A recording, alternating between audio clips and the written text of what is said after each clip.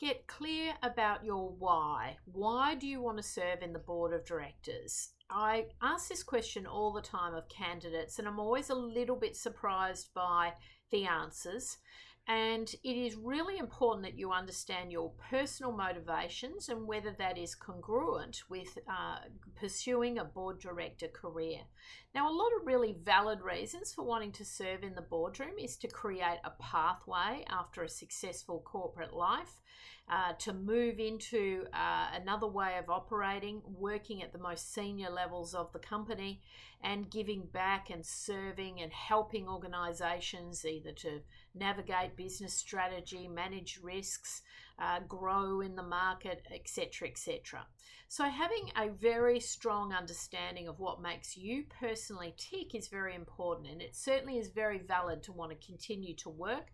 And I've done a couple of videos in recent times about the importance of recognizing that we don't want to retire too early and we want to stay as active as possible in the market, and board work is an incredible way to do that.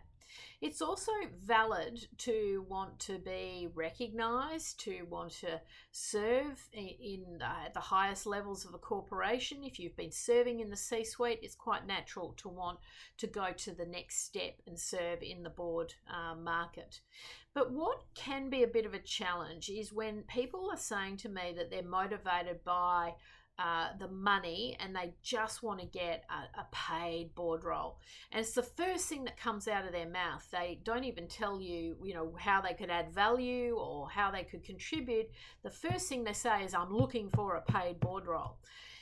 When you have that mindset, first and foremost, board work is not a quick fix. It can take many years to build up to really strong commercial terms. Everyone would love a paid board role, so you're kind of stating the obvious. Everyone in the market it's highly competitive, where there are tens and tens of thousands, if not hundreds of thousands, of board director candidates who all want to eventually be remunerated for their work. And if your immediate sort of focus is on trying to build remuneration, particularly in the short term, even medium term, you're going to be disappointed. So this is why it's really crucial you get clear on the why.